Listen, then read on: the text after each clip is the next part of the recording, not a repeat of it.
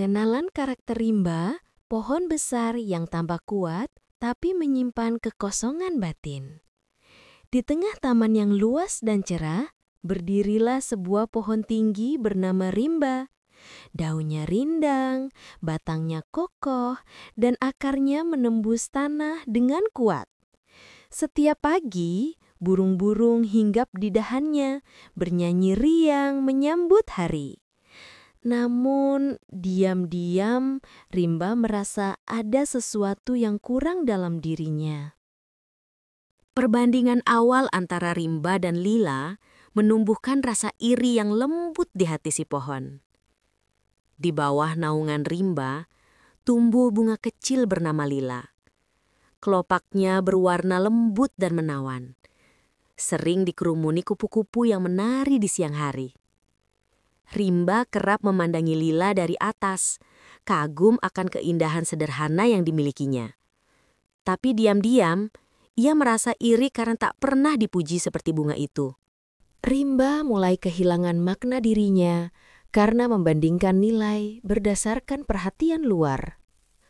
Hari-hari berlalu dan rasa itu semakin dalam. Rimba mulai merasa dirinya membosankan, hanya besar tanpa pesona.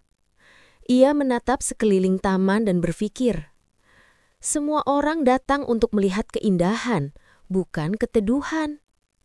Dalam hatinya, tumbuh keyakinan keliru bahwa ukuran berarti diukur dari perhatian orang lain. Ia gagal melihat perannya yang berharga, karena fokus pada apa yang tidak dimilikinya. Suatu siang, anak-anak datang bermain.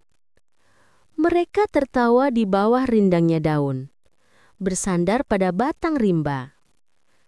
Tapi Rimba tak merasakan kebanggaan itu.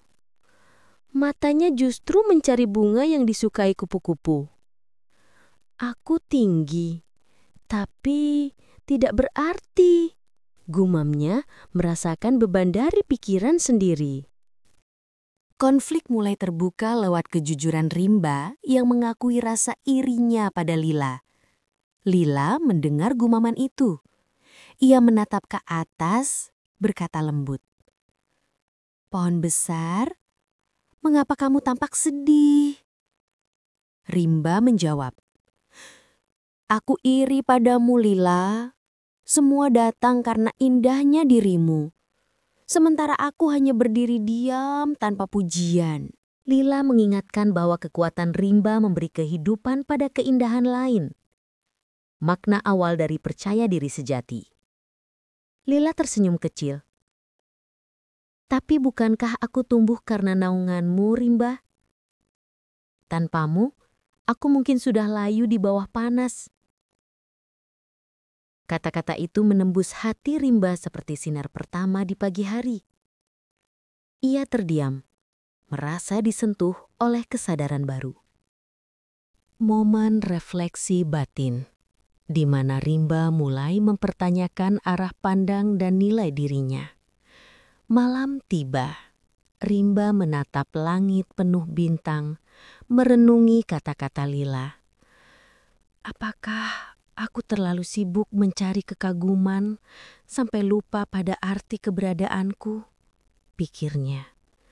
Suara jangkrik mengisi kesunyian, seolah menjawab bahwa setiap makhluk punya peran yang tak bisa digantikan.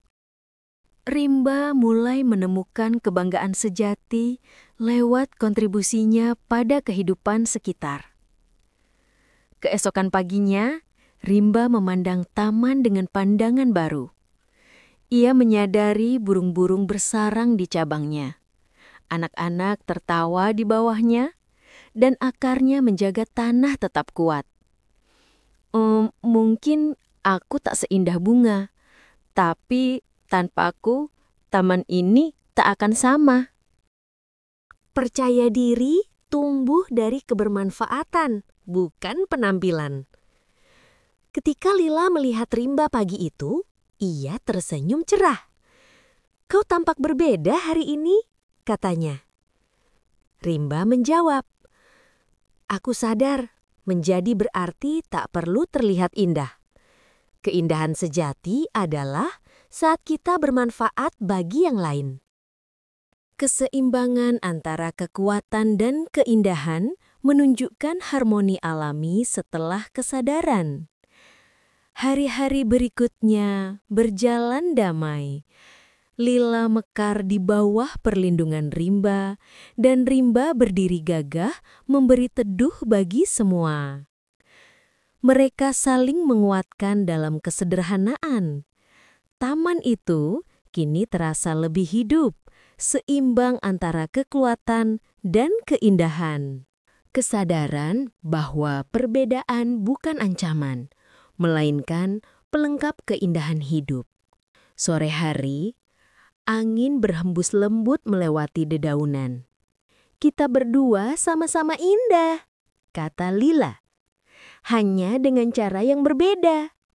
Rimba mengangguk perlahan. "Dan itulah yang membuat taman ini lengkap."